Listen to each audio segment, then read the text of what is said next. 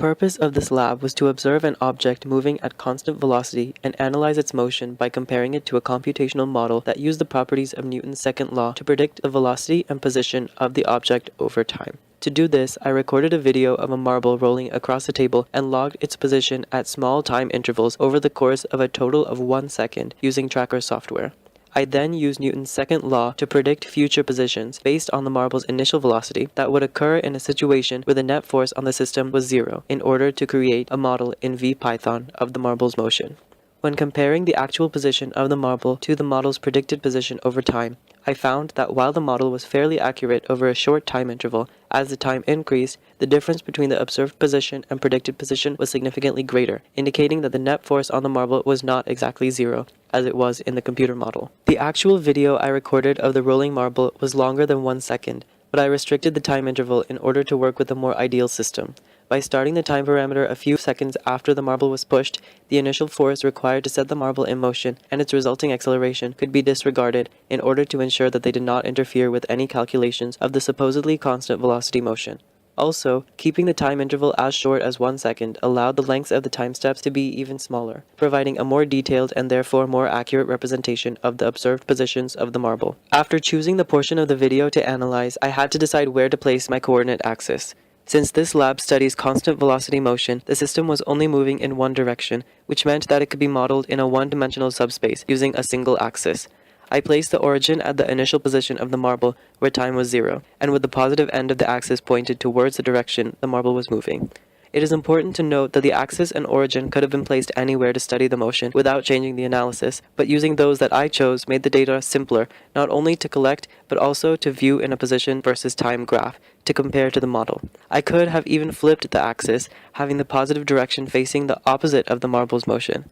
This would have changed the graph of position versus time in that the position would change from negative to positive over time, but the absolute rate of change, the speed, would not change. The other technical aspects of tracking the motion involved estimating the point mass of the marble at every time step and calibrating the length of displacement in the video with the corresponding actual length. After I did this, I used the points in the table to draw a position versus time graph of the observed motion. The fundamental physics principle I needed to create my computer simulation was Newton's second law, which states that force equals mass times acceleration. Using simple algebra to rearrange this formula, in a situation where it is known that the net force is zero, the formula becomes. This means that the final velocity is the same as the initial velocity, or that the change in velocity is zero, which confirms the constant velocity motion of the marble. It is important to make a distinction here. Velocity is constant when the net force is zero, but this does not mean that there is no force on the marble at all. The net force is the sum of all the forces being exerted on the system, and we are assuming that this total is equal to zero. There is no way to know how many forces are acting upon the marble and in what directions, only that they collectively total to zero. In order to approximate the initial velocity, I used the first 2 points of the observed motion, using the formula average velocity equals change in displacement over change in time, where the change in displacement was the difference in position between the first 2 time steps, and the change in time was the length of a time step. Knowing this initial velocity is important because, as I showed using Newton's second law, it is also the velocity for the entirety of the time that the marble is rolling. This knowledge must be used to predict the position of the marble over time, which can be done using the velocity formula. The final position can be predicted using the initial position, average velocity, and change in time for every time step. I used VPython to calculate the position at every time step using these formulas and export the data into a spreadsheet. The net force is set to zero. The initial velocity is set to the velocity I calculated, 0.0984 meters per second, and the change in time is 0.033 seconds, the same as the length of the time steps I used when tracking the observed position.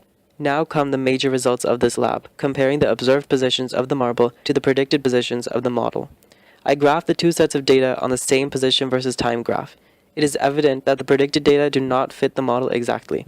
Early in time, there is very little difference between the model's position and the actual position. However, this prediction becomes less accurate as time increases, and this inconsistency in the data cannot be ignored. The initial velocity used for the model was the same initial velocity for observed motion of the marble, which means that the only parameter of Newton's second law that could be the cause of the discrepancy is the net force.